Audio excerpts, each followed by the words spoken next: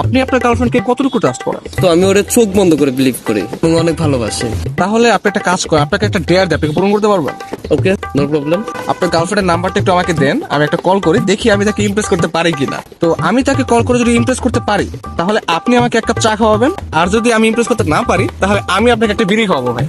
Sorry ভাই, আমি তো স্মোক করি না। আচ্ছা দাদা, আমি আপনাকে চা খাওয়াবো। ওকে। আপনি হচ্ছে গিয়ে কিছু হিন্টস দেন আপনার গার্লফ্রেন্ড সম্পর্কে, যাতে করে আমি একটু তাকে ইমপ্রেস করতে পারি। আমার গার্লফ্রেন্ডের নাম সাদিয়া, ওর বাসা ফরিদপুরে।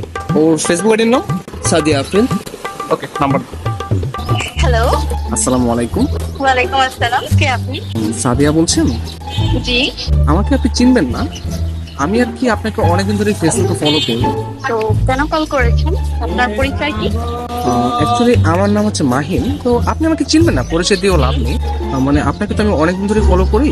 আপনি দেখতে যেরকমটা সুন্দর, আজকে কল করার পর মনে হলো আপনার ভয়েসটাও এরকম সুন্দর। মানে আপনি সব দিক দিয়ে পারফেক্ট। মানে একটা মানুষ এত সুন্দর কিভাবে হয়, মানে আমি আর কি কল্পনা করেও পারতেছি না। ধন্যবাদ আপনাকে। আর কিছু বলবেন?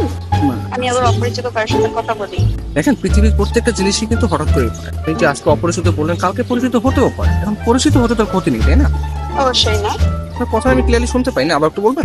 অবশ্যই না, পরিচয় হওয়াই যায়। আপনার কথা আমি তবে এখন আপনার শুনি। পরিচয়টা কি সেটা বলবেন? আপনি শুনতে পাচ্ছেন না? হ্যাঁ, এখন শুনতে পাচ্ছি। মানে আপনার কথা শুধু আমার কানে না, আমার মনেও পৌঁছে যাচ্ছে। আপনি বলেন আপনি অনেক আসলে। ভালো ফ্লার্ট করতে পারেন। না, আমি কোনো ফ্লার্ট করতেছি না, আমি আসলে সত্যি সত্যি, মানে সত্যি কথাই বলতেছি। এটা আমি আমার মন থেকে বলতেছি। ধন্যবাদ। আপনি কোথায় থাকেন? আসলে ছোটবেলা থেকে আমি অনেক জায়গায় থেকেছি, কখনো ঢাকা, কখনো খুলনা, যশোর, মাদারীপুর। বাট এগুলো সবকিছু না টেম্পোরারি ছিল। আমি এখন বর্তমানে পার্মানেন্ট ভাবে নতুন একটা জায়গায় থাকতে যাচ্ছি। জি, সেই জায়গাটা কোথায়? আপনার মনে একটু একটা জায়গা হবে? না, আপাতত নেই। অপরিচিত কাছে জায়গা দিতে চাচ্ছি। অপরিচিত করতে আমরা চাইলে কিন্তু পরিচিত হতে পারি। আপনি চাইলে আমরা কথা বলতে পারি, দরকার হলে ভিডিও কল অথবা মিটও করতে পারি। কিন্তু আমি তো আপনাকে দেখিনি, আপনি আমাকে দেখেছেন।